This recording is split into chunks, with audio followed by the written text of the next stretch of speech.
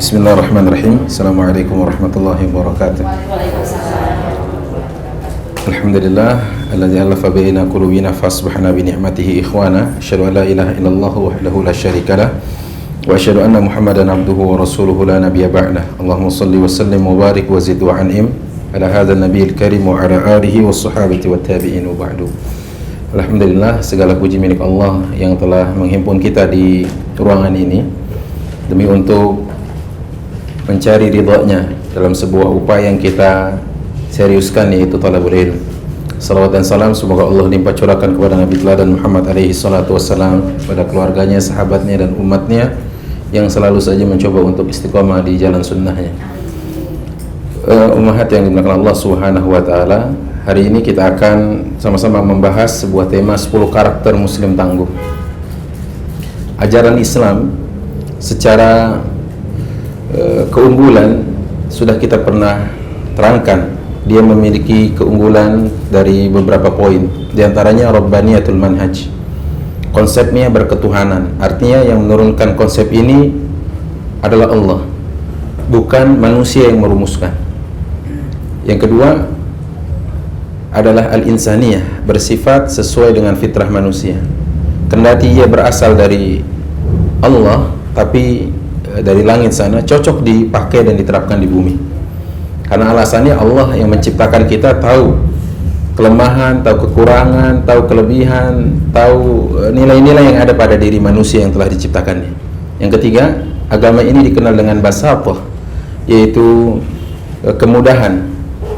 Islam mengenal adanya rukhsah, dispensasi dalam syariat. Dan di dalam Islam juga dikenal dengan adanya nasakh, yaitu hukum yang terbaru dari hukum sebelumnya. Jadi hukum sebelumnya misalkan pelarangan, maka datang hukum selanjutnya menasakh, menghapus hukum sebelumnya menjadi kemudahan yang disesuaikan dengan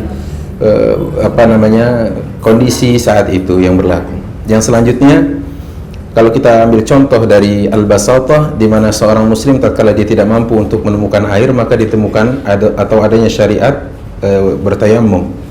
Jika dia tidak mampu untuk sholat dalam keadaan berdiri, maka dibolehkan duduk.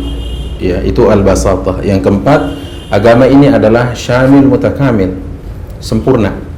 Agama yang sempurna, agama yang penuh dengan keistimewaan, dan makanya tidak butuh untuk penambahan dan tidak butuh untuk pengurangan. Setelah Rasulullah SAW menyampaikan semuanya, Allah tutup ini dengan kalimat al-yawma akmaltu lakum dinakum wa atmamtu alaikum ni'mati wa raditu lakumul islam madinah. Dan agama ini juga dikenal dengan konsepnya yang thawabit mutaghayyirat, yaitu ada perkara yang statis dan ada perkara dinamis. Perkara statis sampai kapanpun dia tidak boleh berubah. Itu ajaran-ajaran akidah. Allah itu satu. Allah tidak punya pasangan hidup. Allah tidak diperanakan dan Allah tidak beranak. Itu ajaran Islam. Ya. Sampai kapanpun ini, sampai dunia ini hancur, itu ajaran yang statis. Muhammad SAW Rasul terakhir, dan tidak ada lagi Rasul dan Nabi setelah beliau. Al-Quran, kitab yang sudah final, penyempurna kitab-kitab sebelumnya. Ini juga sudah statis. Tidak ada lagi kesempatan di mana orang itu mengubah, mengutak-utik dan sebagainya. Tapi juga ada ajaran yang disebut dengan mutaghayyirat, yaitu dinamis. Di mana yang dimaksud dengan dinamis ini dicocokkan dengan perkembangan zaman. Semisal cara kita dalam bertransaksi, muamalah dalam jual beli. Di zaman dahulu, para ulama berpendapat bahwa akad ijab dan qabul itu semacam ini, bahwa seorang pedagang mengatakan saya jual minuman ini ke Anda dengan harga sekian, dan si pembeli mengatakan saya beli dari Anda dengan harga sekian. Jika seandainya itu kita terapkan dalam sistem belanja bulanan kita, ya, yang itu terdiri dari 3 troli, saya rasa kita akan menjadi umat yang tertinggal, nggak selesai-selesai. Dan rasanya tidak ada yang mau orang untuk menjadi kasir, melamar kerja menjadi kasir. Karena satu harian baru melayani satu orang customer. Seperti itu. Makanya sekarang dengan sistem yang ditembak saja barcode-nya, ditembak barcode, kemudian terdapat situ deskripsi antara harga, kemudian item yang kita belanjakan, serta jumlah total yang harus kita bayar, dan kita membayar keseluruhannya. Di struk belanja itu terdapat ucapan terima kasih atas kunjungan kita dan kami harap Anda datang kembali. Dan itu adalah perkara yang mutaghayyirat, perkara yang bisa disesuaikan dengan perkembangan zaman.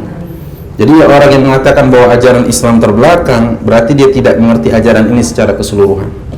Nah, ini sebagai ajaran Islam adalah penuh dengan keindahan dan keistimewaan, menunjukkan jati dirinya yang tinggi, sekaligus menjadi diferensiasi perbedaan antara ajaran ini dengan ajaran yang lainnya.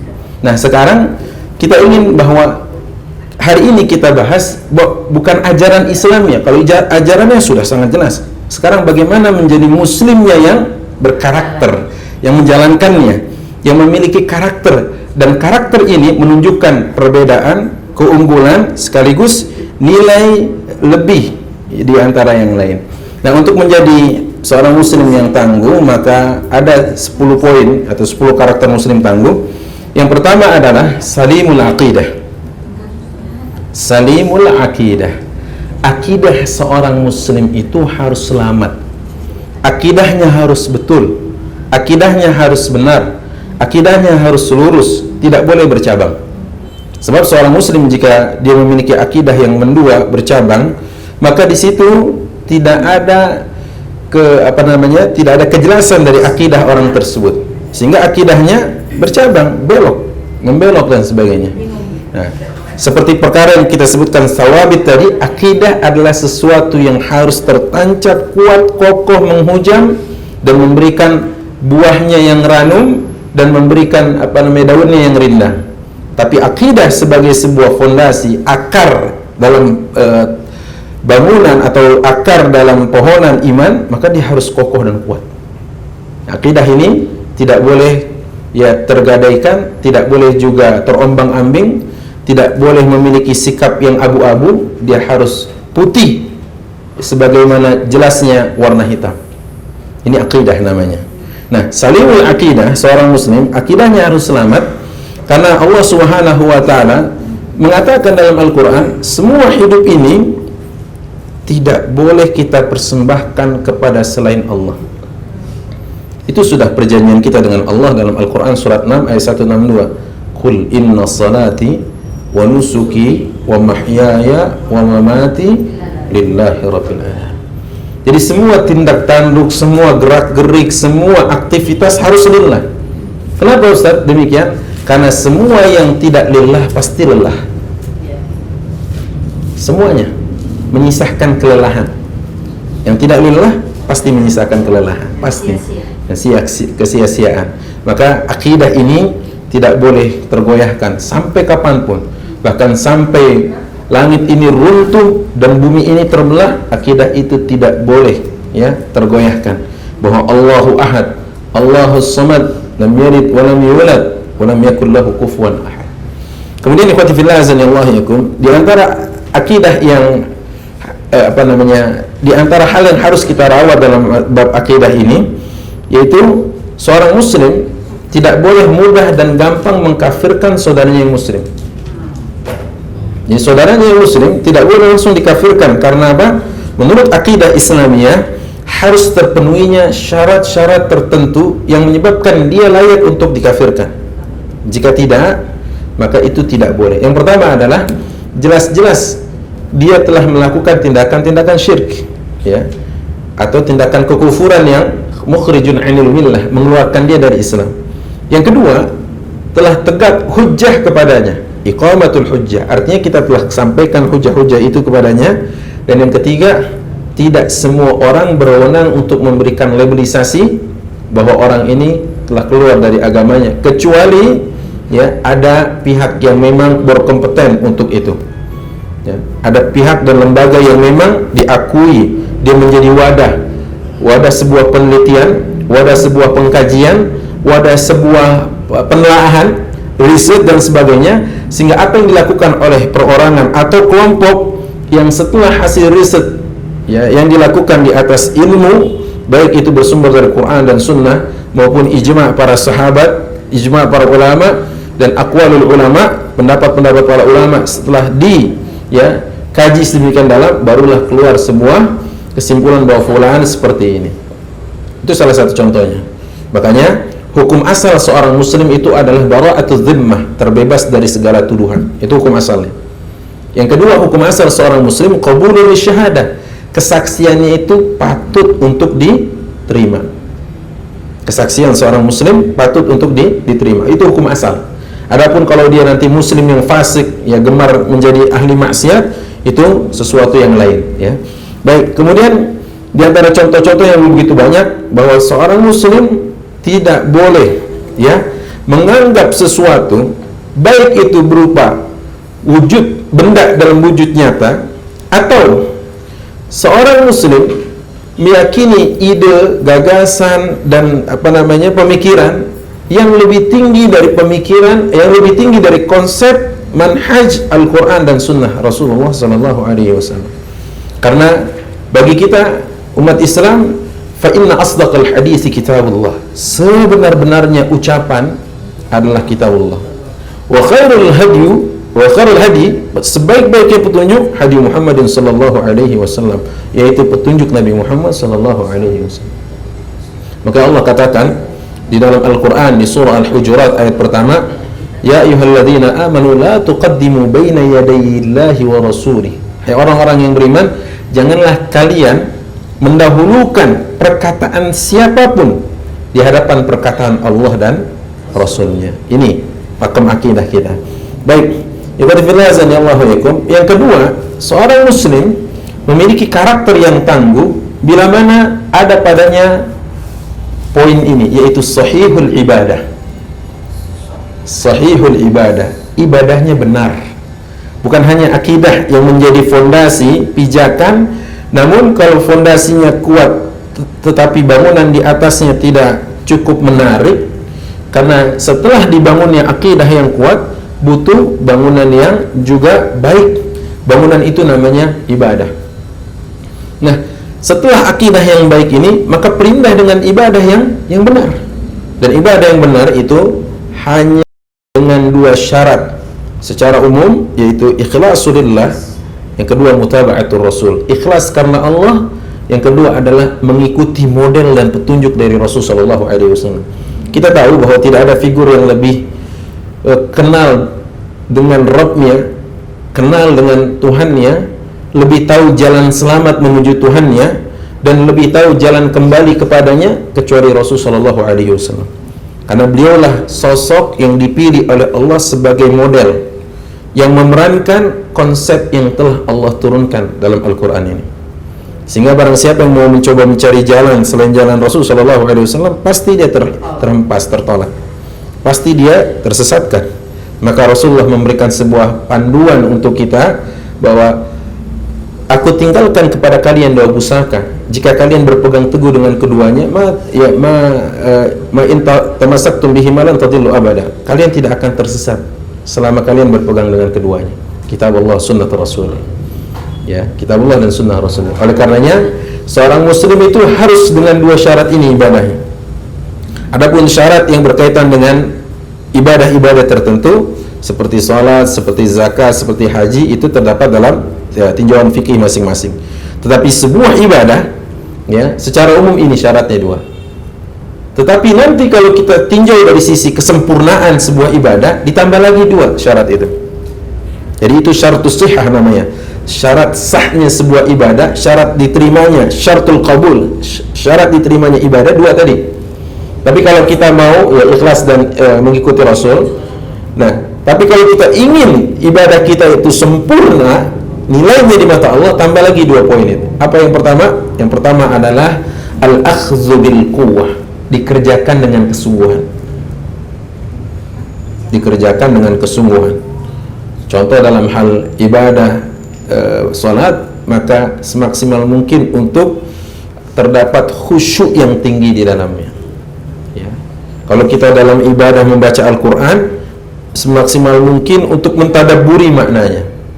Ya, belakangan ada kemudahan dari Allah bahwa Al-Quran itu bisa diunduh di gadget kita.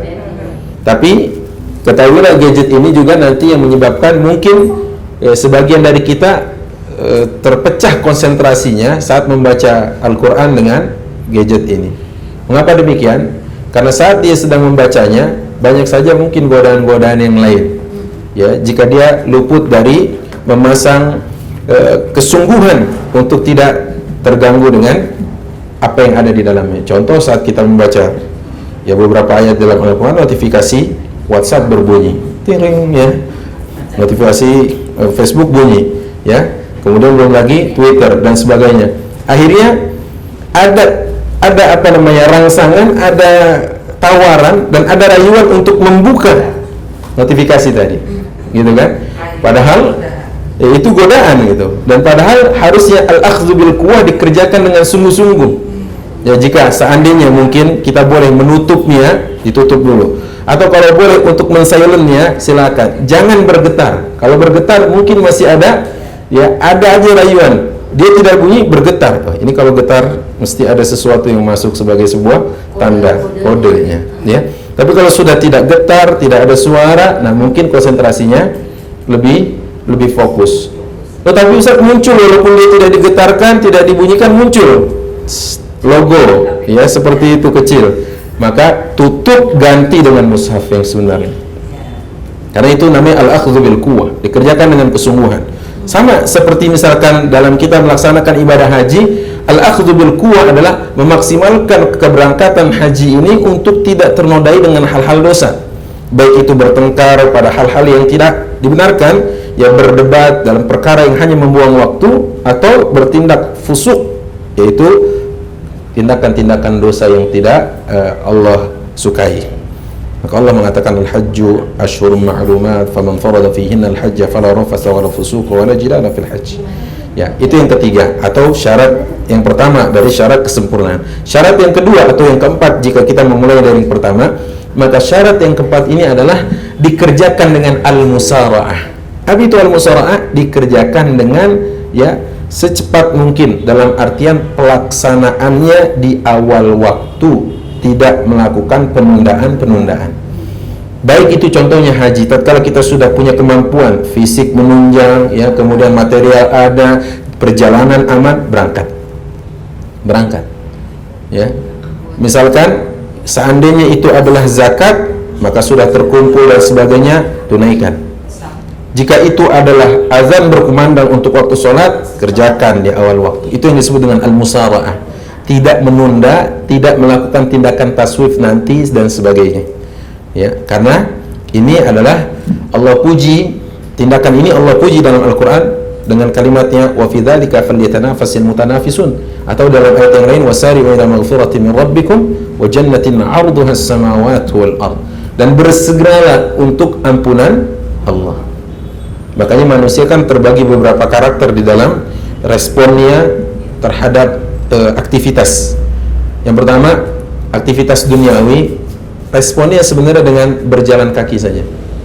Respon berjalan kaki itu maksudnya dengan kecepatan orang berjalan, berapa sih cepatnya? Allah Subhanahu wa taala berfirman, ya, famshu fi manakibiha wa kulu min rizqi. Untuk menjemput rizki yang sudah Allah sediakan, rizkinya sudah ada. Jemput aja. Ya, nggak usah dicari. Maka caranya dengan kecepatan berjalan. Silakan buka buku pintar, berapa orang kecepatan dia berjalan? Ya, berapa kilo? 6 kilo 1 jam. Itu kecepatan orang berjalan gitu. Tapi kalau untuk urusan yang lebih dari itu, Allah mengatakan fas'au.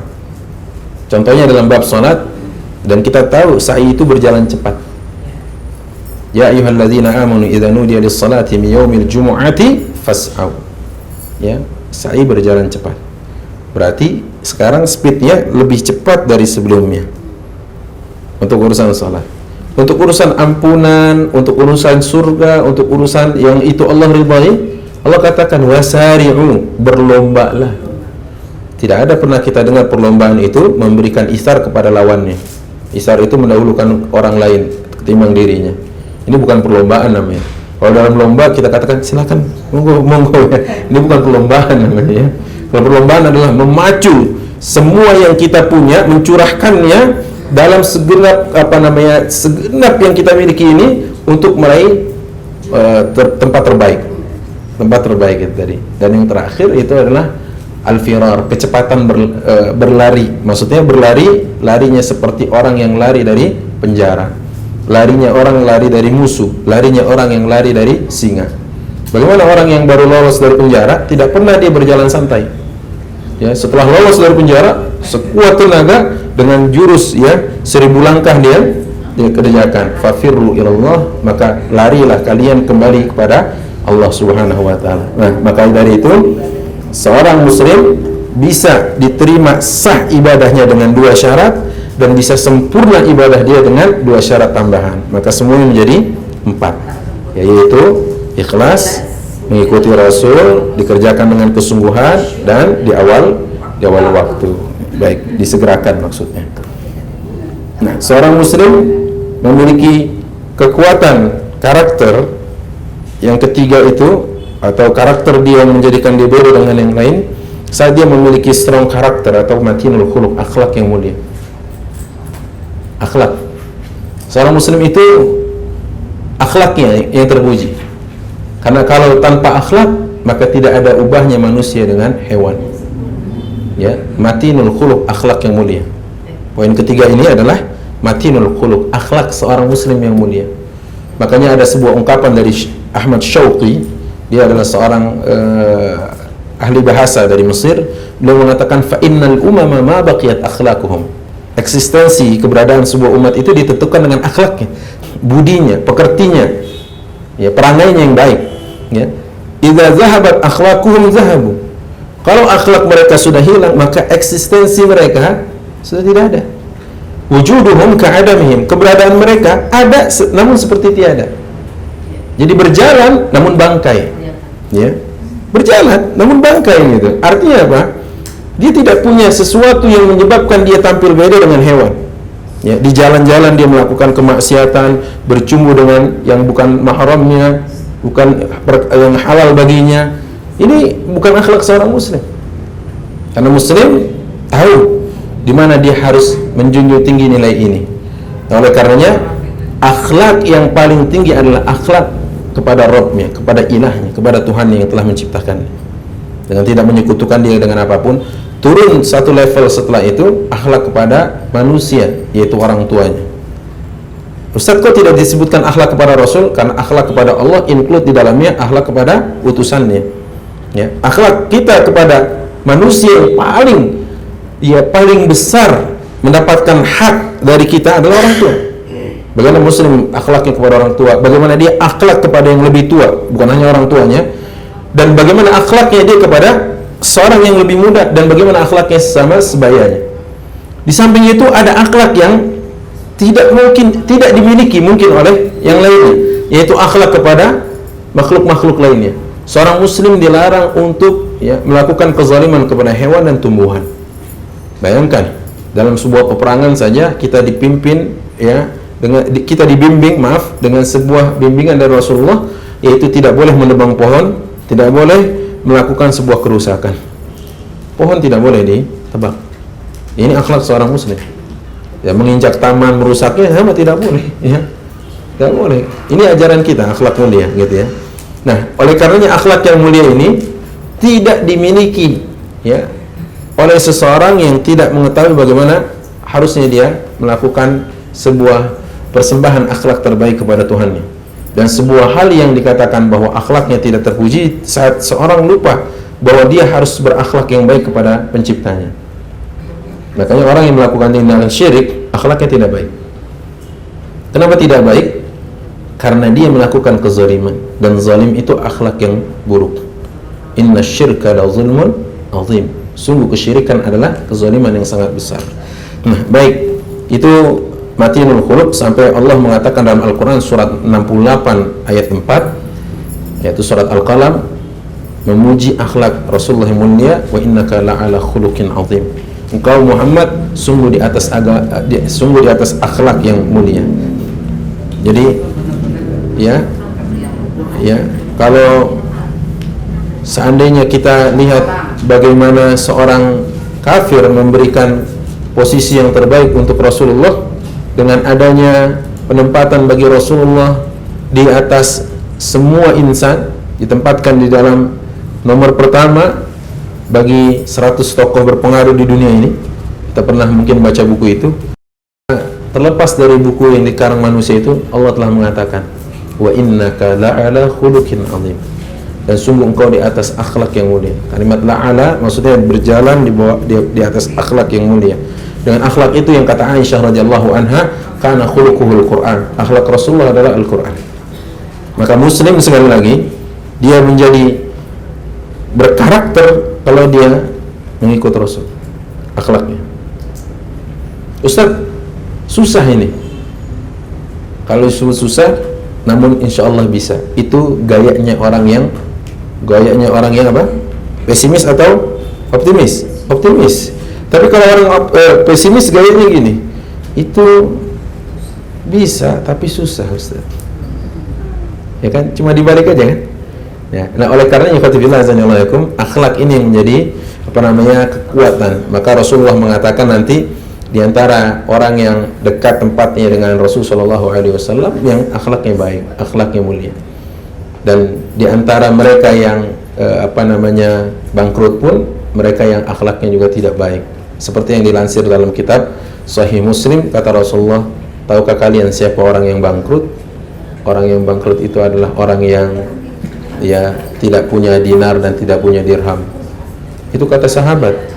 Tapi Rasulullah meluruskan yang bangkrut itu adalah mereka yang mereka yang membawa pahala salat, zakat, puasa, haji, tapi datang juga dengan setumpuk catatan. Apa catatan yang dia bawa? Pernah menzolimi orang, pernah memukul orang tanpa hak, pernah kemudian memakan harta orang tanpa hak, pernah mengkriminalisasi orang tanpa hak, mungkin kayak gitu ya. Maka hal ini akan menjadi pengurang terhadap amalan pahala baiknya tadi. Maka Rasulullah SAW katakan Allah melemparkan sejumlah pahalanya tadi kepada para penuntutnya. Auzubillah, itu kan. Nah ini karenanya qadibillah azanillahu, seorang muslim harus berkarakter. Yang keempat dari karakter yang harus dimiliki, qawiyul jismi, sehat badannya, raganya sehat. Raganya itu harus sehat, prima, bugar. Kenapa? Karena banyak agenda-agenda ini yang membutuhkan fisik yang kuat. Ini yang keempat adalah qawiyul jismi, jadi kuat raganya. Kenapa demikian? Saya ulangi lagi, karena banyak dari agenda-agenda yang ada dalam syariat ini membutuhkan fisik yang prima. Salat itu anjurannya berdiri, karena itu adalah merupakan rukun. Baru nanti bagi mereka yang tidak sanggup, duduk. Tuntunan dalam Islam bagi mereka yang sudah akil baligh dan sehat wajib puasa, kecuali mereka yang sakit. Coba lihat, karena ini butuh stamina yang kuat, butuh raga yang prima. Dan masih banyak lagi seperti halnya berhaji, diantaranya adalah melakukan tawaf 7 kali, sa'i Safa Marwah, dan dia berwukuf seharian di Arafah. Itu butuh stamina yang prima, yang kuat. Makanya kata Rasulullah dalam hadis yang dinilai hasan sahih oleh Tirmidzi, bahwa Rasulullah bersabda, al-mu'minul qawi khairun wa ahabbu indallah minal mu'minul dhaif. Mukmin yang kuat lebih Allah cintai daripada mukmin yang lemah. Kendati wa fi kullin khair, kata Rasulullah, kendati pada kedua mukmin ini baik. Kenapa baik? Karena sama-sama beriman. Yang membuat mereka jadi lebih dicintai, yang satu fisiknya lebih sehat. Tapi Allah menilai keduanya baik. Rasul pun mengabarkan keduanya baik karena sama-sama beriman. Tapi yang menyebabkan yang satu lebih Allah cintai, al-mu'minul qawi khairun wa ahabbu indallahi minal mu'minul dhaif. Mukmin yang sehat, yang bugar, yang prima lebih Allah cintai daripada mukmin yang lemah. Wa fi kullin khair, kendati mereka masing-masing orang baik. Itu kata Rasulullah SAW. Makanya sekarang kita harus betul-betul bisa menjaga kesehatan fisik. Iya. Karena coba bayangkan kalau seandainya fisik kita tidak sehat dan tidak menunjang, mungkin kita tidak bisa hadir hari ini kajian, kan gitu. Dan kita kehilangan sesi itu. Ya, tapi kan kita bisa live streaming, Ustaz. Atau kita bisa lihat itu nanti di YouTube misalkan. tidak sama kehadiran live langsung dengan hanya menonton dari YouTube. Apa alasannya? Karena perjuangan menembus kemacetan, perjuangan meninggalkan sejumlah agenda di rumah, membatalkan mungkin atau mengcancel beberapa pertemuan kita dan janji untuk sebuah upaya yaitu mencari ilmu, itu luar biasa. Langkahnya dihitung, perjuangannya dinilai, dan saat kita datang itu, jika seandainya kepulangan kita dari tempat kajian, mohon maaf, kita berpulang ke rahmatullah untuk selamanya, kita terhitung sebagai orang yang syahid di jalan Allah. Makanya ikhwati fillah azanillahu butuh kesehatan fisik, ya, dan didoakan oleh malaikat, dan malaikat ridho dengan mengepakkan sayapnya. Ya, ya kalau makan itu kan kebutuhan jasmania, itu malah menyeimbangkan antara kebutuhan rohani dan kebutuhan jasmani. Itu malah bagus, ya kan? Ya, menyeimbangkan. Jadi setelah kajian ini juga kajian kuliner misalkan, ya, misalkan seperti itu. Karena menyeimbangkan antara asupan jasmani dengan asupan rohani, ya. Baik. Biasa kalau memang ibu-ibu selalu ada sesi untuk kulinernya lah, ya. Nah, maka tapi pesan saya tetap dijaga agar tidak sembarang yang dimakan, karena semua penyakit berawal dari apa yang kita masukkan, ya, apa yang kita masukkan, baik itu bentuk cairan, ya, maupun benda padat, baik itu minuman ataupun makanan.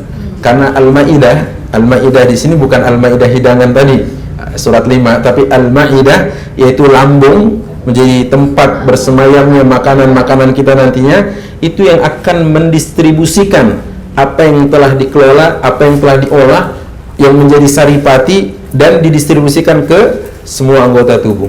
Jika yang dimakan tidak manfaat, jika yang dimakan itu berbahaya, maka justru akan melemahkan fungsi daripada anggota tubuh yang lain. Oleh karenanya Rasulullah SAW itu seorang yang paling sehat walafiat. Tercatat Rasulullah itu hanya sakit 2 kali dalam sejarah. Ya, sakit waktu beliau itu diracun oleh si Yahudi perempuan di daging kambing yang dibubuhi racun. Satu lagi tatkala beliau hendak meninggal wafat. Paling sehat Rasulullah SAW. Saya pernah berbincang dengan engkong saya, kakek saya, ya, karena orang Betawi panggil engkong. Dia bilang, sekarang penyakit macam-macam aja namanya, Iwan, ya. Saya bilang, iya juga kong, bener kong. Ya mungkin dari banyak macamnya juga yang dimakan. Ya, gaya hidup instan, serba ingin cepat, akhirnya mengorbankan nilai-nilai yang itu adalah secara hukum fitrahnya, sunnatullahnya. Contoh misalkan dahulu kita tahu memanen padi itu dalam jangka waktu bersekian bulan. Sekarang padi bisa dipanen dalam setahun beberapa kali. Ya, pasti ada unsur yang bisa mempercepat panennya itu. Ya, pasti itu ada unsur yang dibubuhkan, ditaburkan, disuntikkan, dan sebagainya, disebarkan dan dihembuskan. Nah, contohnya, dahulu ayam kalau kita ingin panen tunggu sekian bulan. Sekarang setengah bulan sekian ini bisa untuk dipanen. Ada suntik-suntik hormon tertentu yang akhirnya itu menempel di badannya dan di dagingnya, dan kita makan, dan akhirnya berpindahlah di situ. Makanya wajar ya, banyak ragam yang kita makan, banyak penyakit yang kita temukan. Harus berhati-hati muslim ini. Karena apa? Masih banyak agenda dakwah yang harus terselesaikan. Tidak boleh mudah sakit fisiknya, tidak boleh mudah lemah, karena justru perjuangan untuk membumikan syariat Allah dan ajarannya masih panjang. Ya. Yang kelima, kalau mau menjadi muslim yang tangguh, yaitu musaqqaful fikri, berwawasan luas. Wawasan. Muslim nggak boleh ketinggalan dari kancah ya peradaban. Kalau kita lihat bahwa ulama-ulama dunia, tokoh-tokoh yang pernah masuk dalam daftar sejarah keemasan peradaban Islam, justru mereka itu punya wawasan yang luas, musaqqaful fikri. Jadi wawasannya luas. Jangan seandainya muslim untuk ajarannya saja dia nggak tahu, untuk ajaran agamanya saja dia tidak tahu, apalagi wawasan keduniaan, wawasan kebangsaan, wawasan kenegaraan. Kalau muslim sampai dia tidak mengerti tentang itu, saya katakan sayang, sungguh sangat disayangkan. Contohnya wawasan kebangsaan, ya, wawasan dengan cinta tanah airnya, apa yang menjadi bahaya tentang tanah airnya, muslim harus tahu. Arti harus tahu, harus juga mawas diri. waspada, karena pengetahuan itu menjadi bekal dia untuk mengambil sikap. Dia berhati-hatikah atau dia tetap sikap santai? Nah, mutsaqqaf, seorang muslim harus berwawasan luas. Jadi bahasanya kalau ngomong nyambung gitu loh, bukan kudet. Apa tuh bu kudet? Kurang update, ya? Nggak tulalit gitu ya, nggak kuper gitu ya, kurang pergaulan. Jadi kalau seorang muslim ditanya tentang, contohnya saya misalkan, saya suka sepak bola, misalkan ditanya tentang bursa transfer, misalkan siapa pemain-pemain top dunia hari ini, insya Allah saya paham. Insya Allah saya paham betul, ya, karena saya juga baca gitu.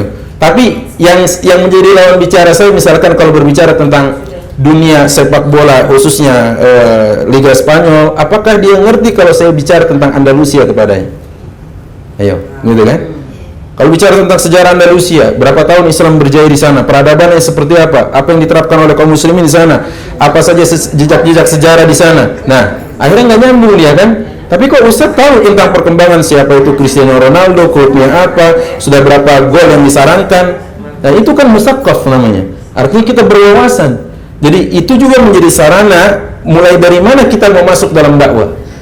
Karena anak muda, seperti anak muda tidak nyambung kalau kita langsung masuk dari sesuatu yang bukan menjadi passionnya dia, istilahnya gitu. Dalam dunianya dia nggak nyambung kalau kita tidak memulai dari situ misalkan. Dan itu misalkan adalah ciri khas saya misalkan untuk ngobrol dengan anak-anak muda. Kalau kita tidak berwawasan, apa yang mau kita ceritakan kepada anak didik kita? Ya. Kalau kita tidak berwawasan, apa yang ingin kita ceritakan kepada anak cucu keturunan kita? Lagi-lagi ceritanya tentang si kancil anak nakal. Kerjaannya suka mencuri, pantas gedenya jadi koruptor. Karena setiap kali diceritakan kancil anak nakal, suka mencuri ke timus, si kancil anak nakal. Tanpa disadari, alam bawah sadar merekam. Terekam. Ya. Coba kalau yang diceritakan tentang kisah heroiknya seorang Tariq bin Ziyad, kisah heroiknya Musa bin Usair, Khalid ibn Walid, Umar bin Khattab, Sa'ad bin Abi Waqqas, Usamah bin Zaid, Ali bin Abi Thalib, dan sederet nama tokoh-tokoh ya pejuang yang itu akan membentuk alam bawah sadar dari anak didik atau anak cucu keturunan kita kelak di masa yang mendatang. Tapi bagaimana mungkin itu bisa terjadi kalau seandainya kita sendiri tidak berwawasan yang luas? Lagi-lagi tolong ceritain kancil lagi ini ceritanya. Ya, itu kan PR kita. Ya, itu PR kita. Harus berwawasan luas. Muslim baca aja apa yang manfaat baginya. Baca apa yang manfaat. Karena dari situ pasti nanti akan menjadi sesuatu yang menjadi nilai bagi kita, value, bahkan setelah kita tahta turab, di bawah tanah.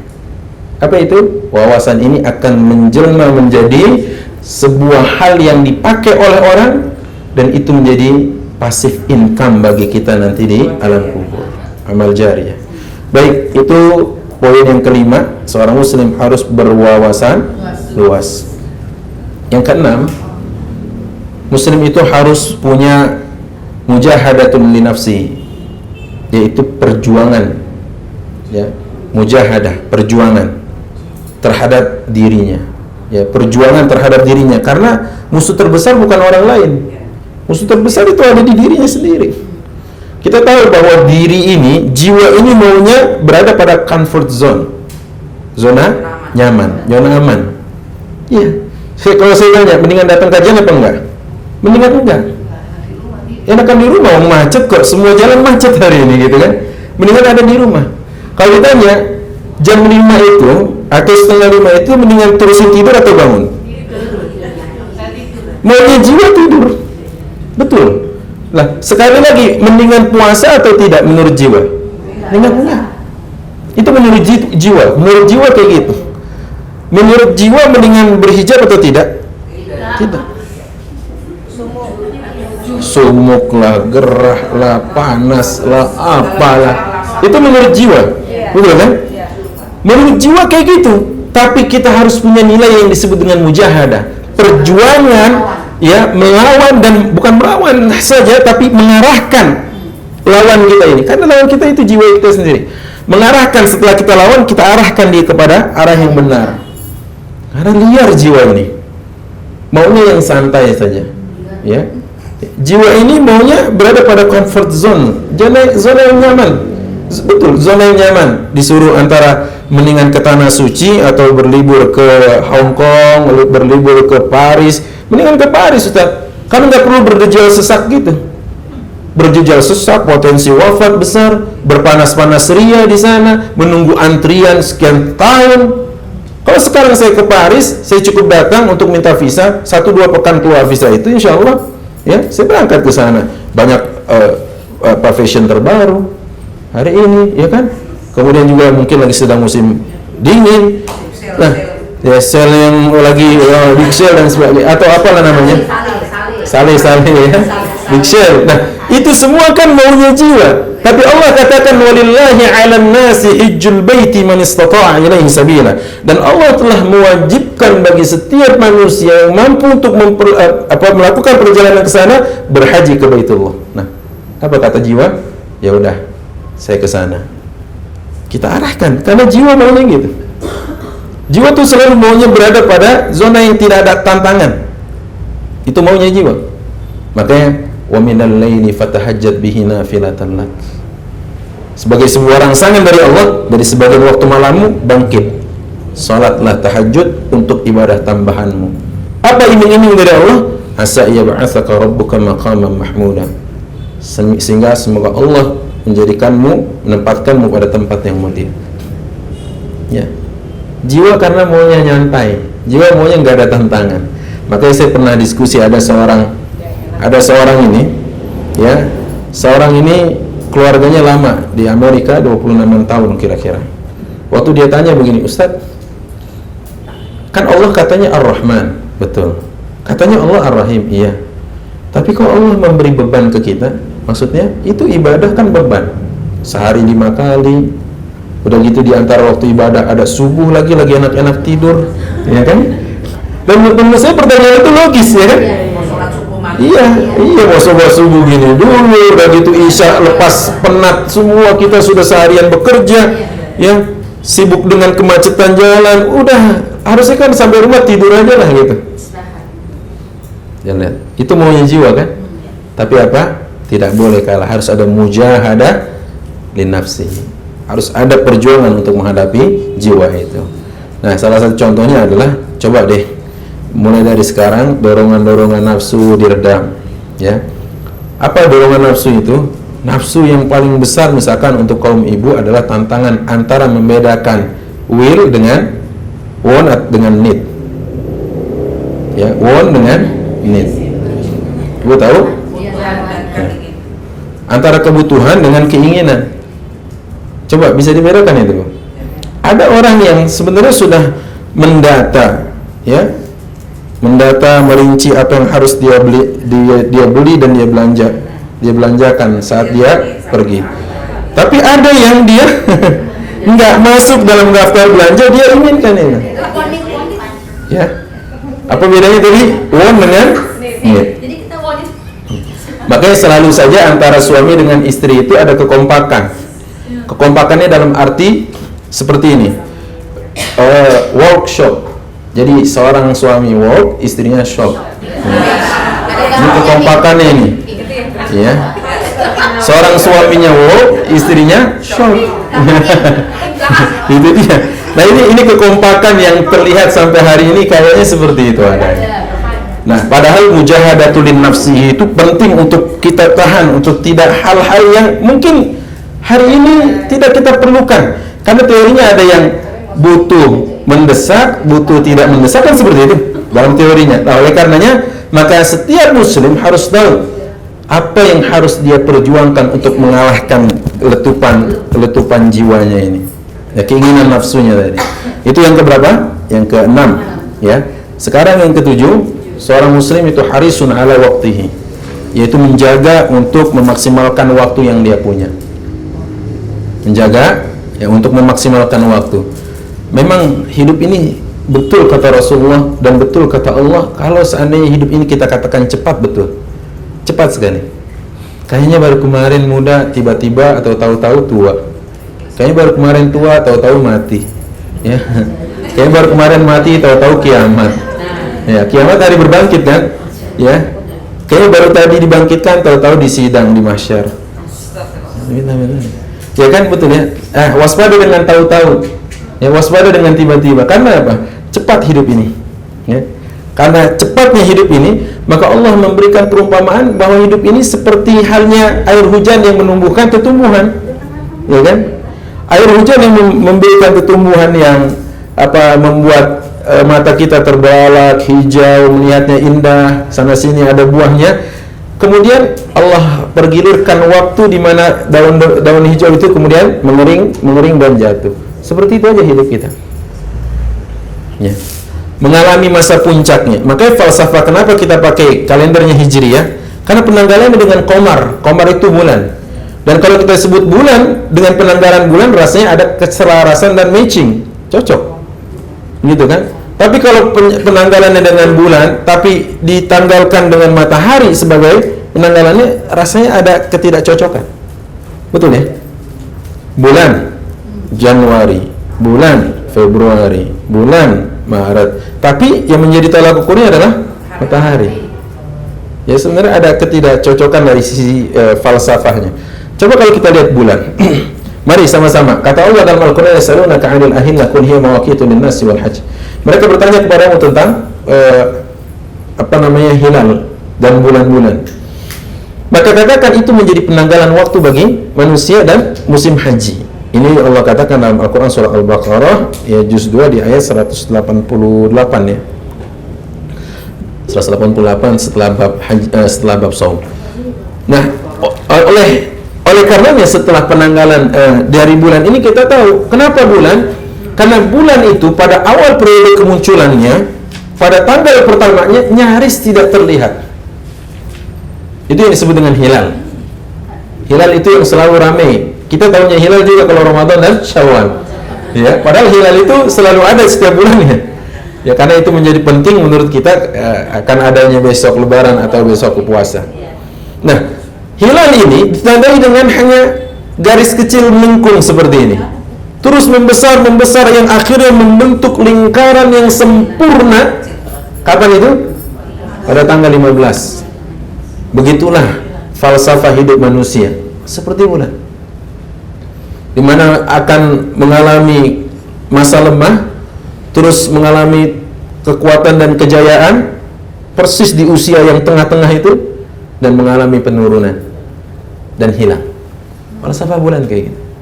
Ya, makanya penanggalan hidup kita dengan bulan itu tadi, dengan artian kita mengambil dari bulan itu falsafah hidupnya, kita ini harus menghargai waktu karena cepat sekali hidup ini. Seperti itu. Dan tidak ada waktu yang Allah tidak bersumpah dengannya. Sebutkan semuanya Allah bersumpah dengan waktu. Dari awal pagi wal fajri wal layalin asyr. Demi waktu fajar. Naik matahari agak tinggi, Allah bersumpah dengan waktu duha. Ya, naik kemudian menyeruaknya waktu siang di angkasa, wan nahari idza tajalla. Waktu sore masuk, wal asri innal insana lafi khusr. Waktu malam tiba, wal laili idza yaghsha. Wal-laili idza as'as. Jadi Masya Allah, tidak ada waktu yang Allah tidak jadikan sebagai sumpah dengannya. Maka ini menandakan bahwa waktu itu begitu pentingnya dalam Islam. Maka seorang muslim ya, dia harus memiliki karakter harisun ala waktihi. Yang ke-8 189 maaf ya, 189. Yang ke-8 munazzamun fi syu'unihi. Dia punya aktivitas teratur. Dia punya semua kegiatannya teratur, termanage, munazzam. Munazzam itu artinya teratur. Itu yang disebut dengan well organized. Keteraturan, baik dia. Ya. Maksudnya waktu tidur untuk tidur, waktu makan untuk makan, waktu main untuk main. Jangan diatur, jangan diacak-acak, yang tidak teratur. Contohnya waktu tidur untuk main, ya. Itu pasti nggak akan menyebabkan simfoni dalam hidup. Kacau. Waktu makan nggak dipakai untuk makan malah. Yang ada sakit lambung. Ya. Karena apapun yang keluar dari waktunya pasti ada ketidakteraturan. Contohnya Allah telah mengatakan waja'alna naumakum subata waja'alna al-laila libasa waja'alna an-nahara ma'asya. Dalam Al-Qur'an surah An-Naba itu Allah katakan kami telah jadikan waktu istirahat itu di waktu malam, waktu tidur itu di waktu malam. Coba saja kalau kita tes untuk melakukan bergadang di waktu malam, bergadang kita, mata kita tidak tidur, terjaga sampai waktu pagi. Nanti setelah itu pagi kita balas dia, bukan tidur panjang sekali. Misalkan malam kita tidak tidur 6 jam, pagi kita balas 6 jam. Yang ada bangun pusing, badan kayaknya tidak segar. Itu karena Allah telah menerapkannya sistemnya ini dengan teratur. Jangan diacak-acak dan diubah-ubah. Makanya lihat, sebenarnya kalau gaya kita dalam menjemput rezeki itu baik dengan tawakal yang sempurna kepada Allah, cuma sampai waktu malam kita menjemput rezeki, cuma sampai waktu malam. Coba lihat bagaimana tawakalnya burung. Burung itu tagdu himason, pagi berangkat, wa taruhu bitonan, sore menjelang maghrib pulang. Udah kenyang, temburuk terisi penuh. Nggak ada lemburnya ya. Nggak ada lembur. Yang penting soalnya hidup ini berkah kan. Tapi yang menjadikan waktu malam yang untuk indah sebagainya, masya Allah, telah menukar sistem tatanan yang telah Allah berikan. Karena Allah mengatakan waja'alna an-nahara ma'asya. Kami jadikan waktu siang ini sebagai waktu menjemput rezeki. Nah, jangan ditukar nih hukum Allah ini. Makanya coba aja tadi sebuah permisalan orang yang bergadang di waktu malam, berjaga dan sebagainya, saat di pagi harinya dia membalas waktu yang dia semalam terjaga, pasti bangun tidak segar. Kopi dihantam. Iya. Tapi kalau seandainya dia lelah sekali, fisiknya itu kayak lelah sekali, coba dia tidur di waktu malam hanya beberapa jam saja, bangun itu kayaknya sudah segar sekali. Sebentar sudah segar.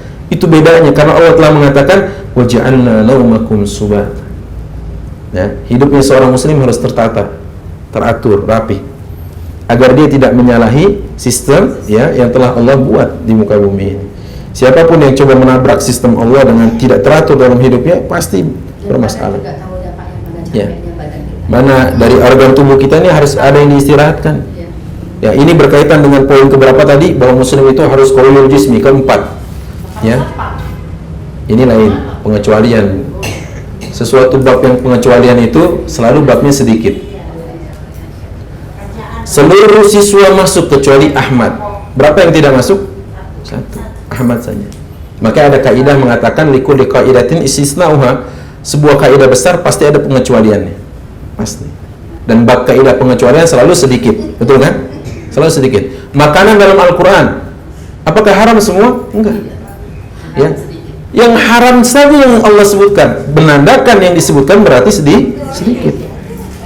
Gitu. Karena bab pengecualian itu selalu tampil paling sedikit. Seluruh warga mendapatkan ini dan sebagainya kecuali ibu fulana, berarti ibu itu hanya, dan pengecualian sedikit, gitu ya. Ini hukum apa? Hukum pengecualian. Nah, oleh karena itu poin ini ada kaitannya dengan poin nomor 4, qawiyul jismi. Ketidakteraturan kita dalam hidup pasti menimbulkan penyakit dan kegaduhan. Pasti. Ya. Harusnya di waktu tertentu lambung sudah istirahat, limpa beristirahat, paru-paru beristirahat begitu. Tapi dia justru memaksanya tetap bekerja. Jam 11:30 malam cari ya nasi goreng.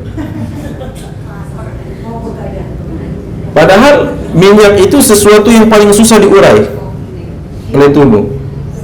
Paling susah. Udah gitu juga kalau nggak nasi goreng, mie instan. Masya Allah, mie instan mengendap di perut kita berjam-jam, nggak bisa terurai. Padahal waktu organ dalam tubuh kita ingin mengurai makanan di dalam tubuh ini membutuhkan cadangan energi, cadangan oksigen yang cukup juga. Sementara saat orang tidur dan ini dalam perut harus diurai, maka bangun pasti pusing. Itu ketidakteraturan kita. Makanya Rasulullah makannya itu, coba lihat, sebelum maghrib, ya, makannya itu agar waktu untuk mengunyahnya atau mengelola di dalam perutnya cukup. Nanti selepas Isya Rasulullah tidur. Kita dinner baru kapan? Isanya jam 12 tapi. Ya, Isyanya jam 12 pulang. Ya, 12:30 makannya, masya Allah. Ya. Iya. Maka kita katakan, kenapa Karena kita tidak munazzamun fi syu'uni, enggak teratur dalam hidup. Rasulullah teratur, habis Isya tidur. Habis Isya Rasul tidur. Nanti tengah malam bangun. Teratur sekali hidup Rasul sallallahu alaihi wasallam, ya. Inilah hidup yang teratur, makanya menghasilkan kualitas seorang muslim. Yang kesembilan, qadirun 'alal kasbi, punya kemandirian. Muslim itu bukan seperti benalu, ya, yang bukan hanya nempel, hinggap, tapi juga kemudian dia merusak apa yang dia tinggalin, apa yang dia tumpangi. Muslim tidak seperti itu. Punya kemandirian. Muslim harus punya kemandirian. Itu yang disebut dengan kemandirian ini, bahwa Muslim diperumpamakan oleh Rasulullah seperti lebah. Dalam riwayat Tabrani disebutkan bahwa perumpamaan Muslim itu seperti lebah. Jika dia hinggap di sebuah dahan, dahan itu tidak patah. Ya. Jika seandainya dia hinggap di hinggap di sebuah tempat, pasti tempatnya baik.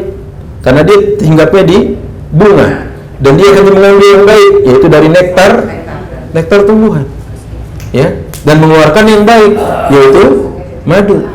Makanya jamaah ada yang tahu apa perbedaan tawon dengan lebah? Lebah menghasilkan madu, kalau tawon nggak menghasilkan madu. Menghasilkan minyak gosok. Ya, minyak gosok. Dia menghasilkan minyak gosok, ya. Maka Rasulullah memberikan perumpamaan seperti lebah, tidak seperti tawon, kan? Ya.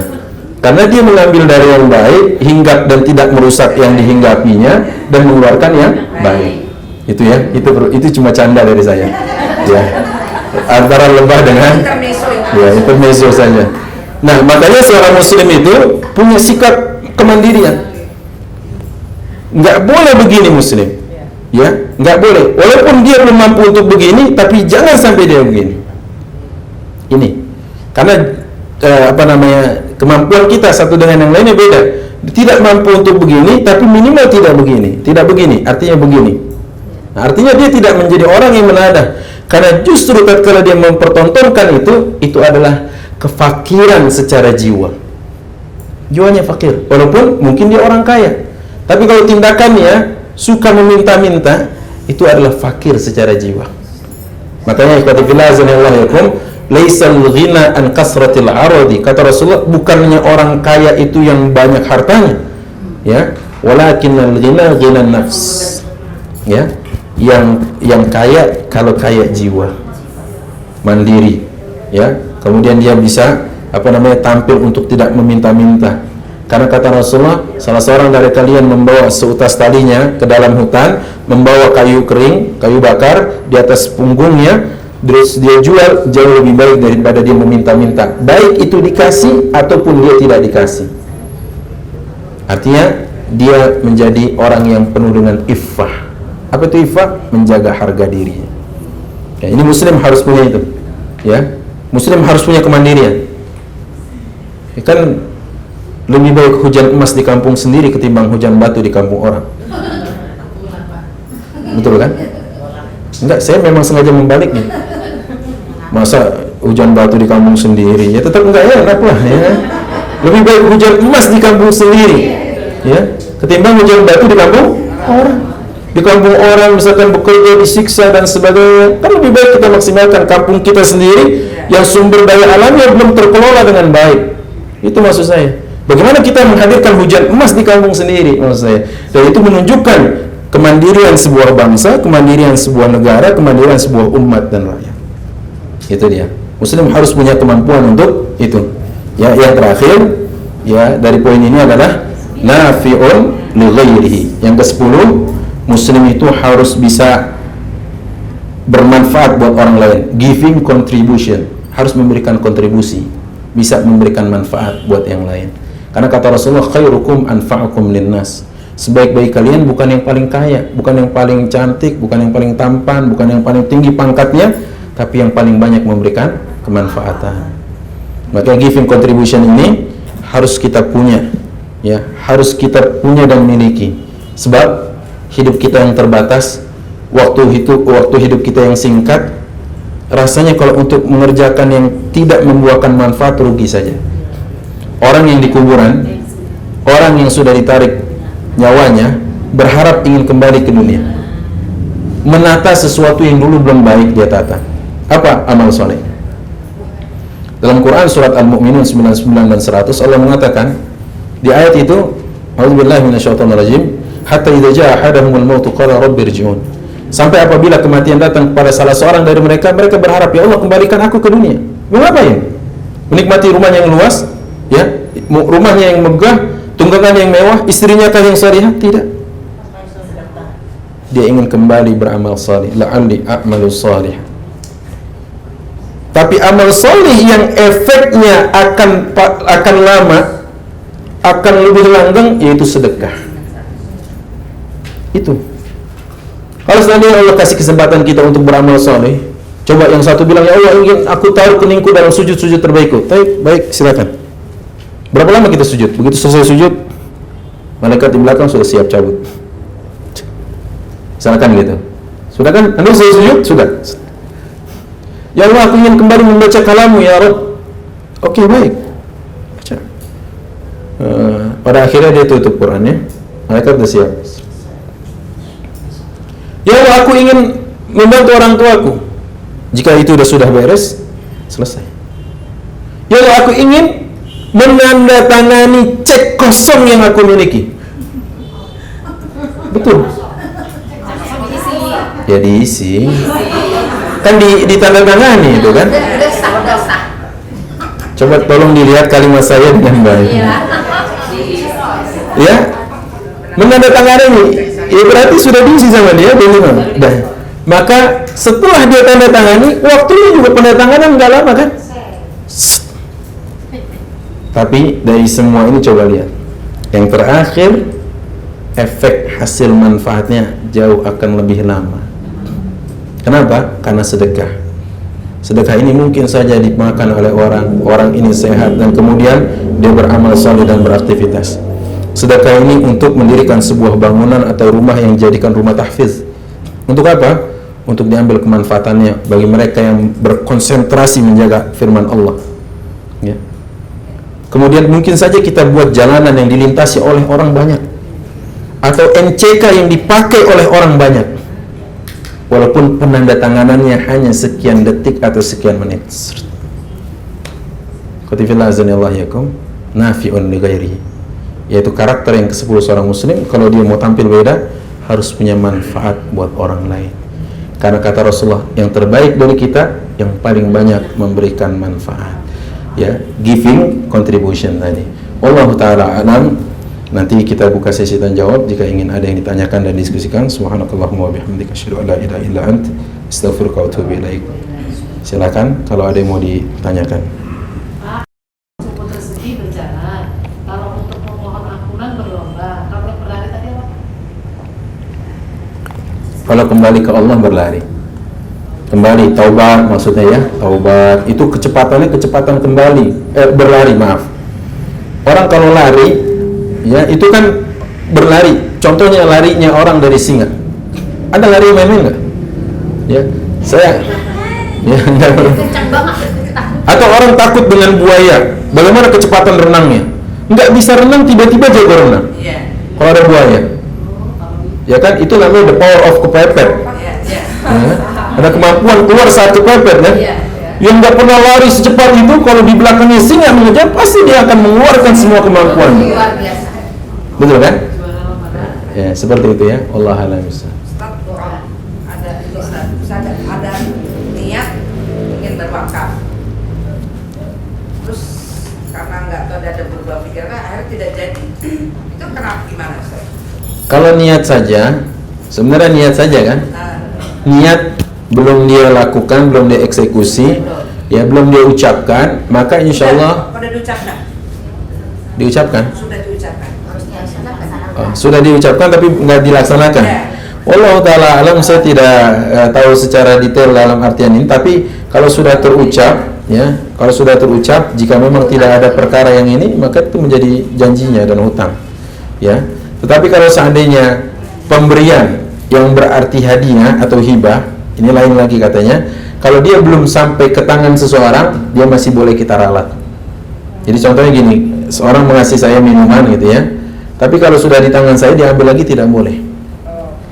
Karena kata Rasulullah, al-a'id fi hibatihi kal kalbi allazi ya'udu fi hibatihi kal kalbi allazi ya'udu fi qaihi laysa lana mathalus saw. Kata Rasulullah dalam sebuah riwayat dalam kitabnya Imam Ahmad, ya, orang yang menarik kembali hibahnya atau hadiah yang dia berikan ditarik kembali seperti maaf perumpamannya anjing yang muntah dan menjilat kembali muntahannya.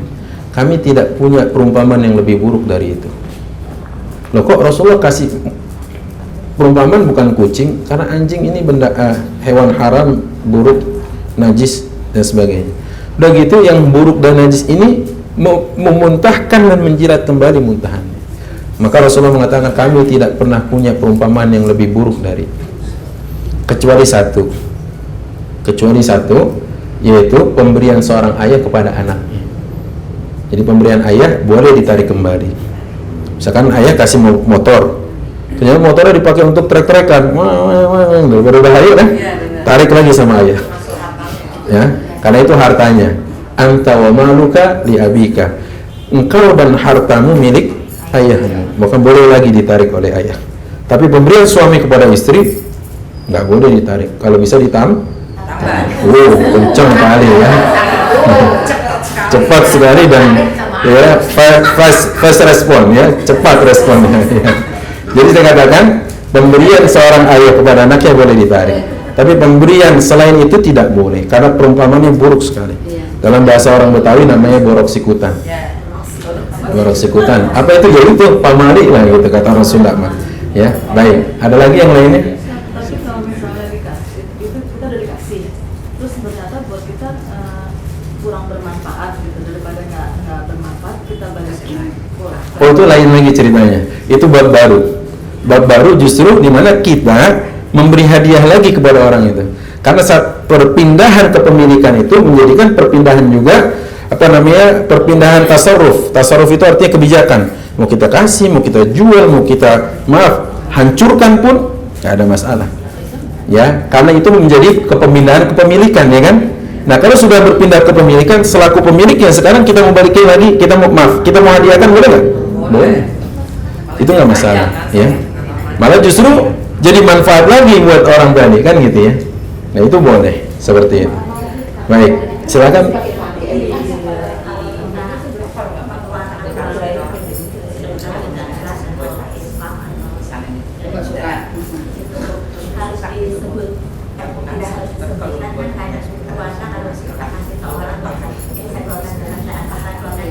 Sebenarnya tidak perlu. Cuma menjadi lebih clear kalau kita jelaskan. Karena saat orang itu menerima, contohnya misalkan dikasih si fulan, loh, Bu, ini apa? Itu uang zakat saya. Oh, kalau saya bukan mustahik, takut salah sasaran kan? Nah, jadi boleh diterangkan, ini uang zakat saya, gitu ya.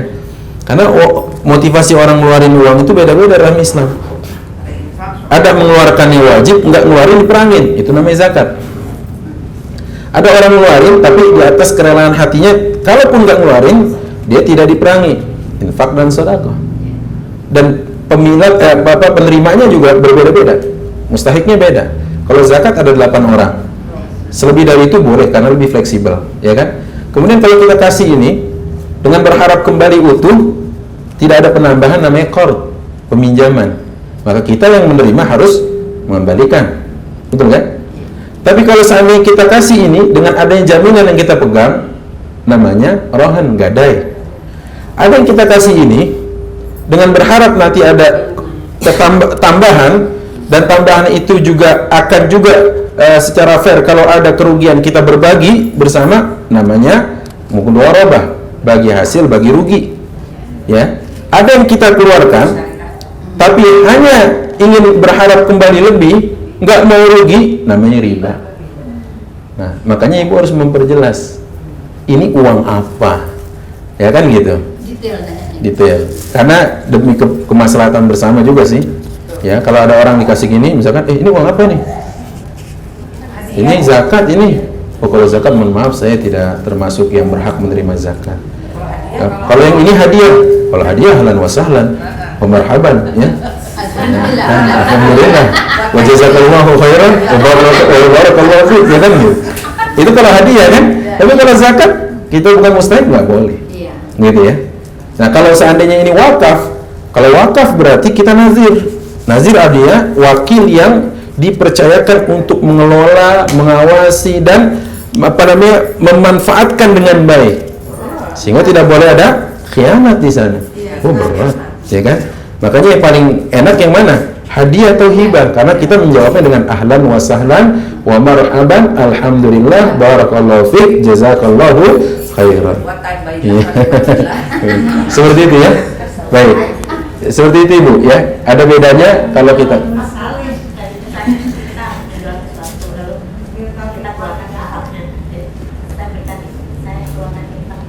boleh. Oh enggak juga, maksud saya enggak ijab kabul. Kita cuma memperjelas statusnya saja. Takut-takut yang menerima ini adalah orang yang memang tidak mustahik, kan jadi salah sasaran. Gitu ya Bu ya. Saya tanya, yatim berhak menerima zakat nggak? Yatim? Enggak. Status keyatimannya tidak berhak menerima zakat. Tapi kalau dia miskin, kalau dia fakir, dia berhak menerima zakat. Bahkan mungkin saat kita menyalurkan kepada dia, saat dia yatim, saat dia fakir, pahalanya bertambah-tambah. Karena status dia juga yang begitu banyak mendera. Satu dia fakir, satu lagi juga dia yatim. Tapi dengan keyatimannya, dia tidak menjadi mustahik zakat. Jadi apa? Kalau yatim yang fakir miskin ada 8 golongan. Kan ada 8 saja yang berhak menerima zakat, gitu kan? Ya, yang ini 8 ini nggak boleh bergeser maksud saya. Tapi kalau seandainya itu adalah yatimnya yang fakir, bukan keyatimannya tapi kefakirannya yang kita kasih, gitu Bu ya. Baik, ini ada surat dulu nih. Al-Quran adalah final, bagaimana dengan penafsirannya? Perlukah ada koreksi penafsiran disesuaikan zaman sekarang? Sebenarnya kalau kita bicara tentang penafsiran, Al-Quran pun sudah ditafsirkan oleh para ulama dalam bentuk riwayat-riwayat yang sahih. Itulah yang disebutkan dengan tafsir bil ma'sur. Nah, tafsir bil ma'sur ini mengacu kepada pendapat-pendapat yang kuat, didasari kepada hadis Nabi. Kemudian aqwal ulama, ucapan para ulama, yang mana dahulu mereka meriwayatkan ilmu ini secara mata rantai dari gurunya, bukan hasil sebuah inovasi atau perenungan dan kontemplasi pemikiran seorang zaman ini, bukan. Nah makanya tafsir-tafsir yang bil ma'sur ini jangan kemudian dituding-tuding ini hasil perenungan ulama-ulama, bukan. Ini karena juga secara disiplin ilmu dan amanah ilmiah ada pertanggungjawabannya lewat sebuah mata rantai sanad yang mereka belajar dari gurunya, gurunya belajar dari gurunya, gurunya belajar dari gurunya, itu. Ya, kalau ada orang beranggapan bahwa ya udah diubah aja dengan tafsir semau gue, ini susah nanti. Penafsiran semau gue ini akhirnya tidak punya doabit, tidak punya frame yang membatasi dan memberikan sebuah sebuah rel di mana dia harus berjalan di atas rel yang benar, sehingga suka-suka dia, gitu ya. Ini yang tidak dibenarkan dalam menafsirkan, dan tidak semua orang berhak menafsirkan Al-Quran kalau tidak punya disiplin ilmu yang mumpuni. Sama halnya kalau kita bicara tentang ekonomi, kita serahkan kepada ekonom. Ya. Bicara tentang konstruksi bangunan ini, kita bicara kepada arsiteknya, insinyur dan sebagainya. Tapi kalau seandainya ada orang yang tidak punya disiplin ilmu, kemudian dia memberanikan diri untuk menafsirkannya, ketahuilah di situ awal sebuah kehancuran. Kenapa? Karena tidak ada disiplin ilmu yang memadai untuknya. Seperti itu. Baik. Selanjutnya, tadi sebelum kesini ada pertanyaan dari Bu Silvi. Saya pernah dengar kalau suami istri itu misalnya dapat gaji istri gitu, apa katanya kalau mau beri infak atau apa harus izin suami? Ya, seyogianya untuk dia izin kepada suaminya. Memang uang dia, tapi izin tetap diperlukan, karena memang agar tidak menjadi sebuah komunikasi yang nantinya menimbulkan perselisihan, kecurigaan. Kalau sewajarnya nggak apa-apa, ya dia bantu orang tuanya sewajarnya, dia berikan infak kepada orang yang sewajarnya, silakan. Ya, anak namanya ya. Kan malah justru keterbukaan lebih enak ngobrol dengan suami dan Ditambah ya Pak? ya bisa jadi ditambah. Kenapa kamu diam-diam saja sih? Saya tambah gitu ya. Saya tambah. Seperti itu. Nah ini terakhir karena sudah azan berkumandang. Ada Ibu Rina Yulia Syafarina binti Ummu Abdurrahman sakit kanker paru di rumah sakit RCPP ya. Kita doakan agar Allah angkat penyakitnya. Allahumma rabban nas muzhibul ba's ishfiha fa innaka antas syafi la shifaa illa shifaa'uka shifaan la yughadiru saqama. Allahumma rabban nas muzhibul ba's ishfiha innaka antas syafi la shifaa illa shifaan la yughadiru saqama. Allahumma rabban nas muzhibul ba's ishfiha fa innaka antas syafi la shifaa illa shifaa'uka shifaan la yughadiru saqama. Ya Allah, Tuhan yang manusia, penyembuh dan penghilang segala hal yang sulit dan tidak nyaman, maka berikan kesembuhan kepada saudari kami Rina Yulia Syafarina binti Haji Ummu Abdurrahman.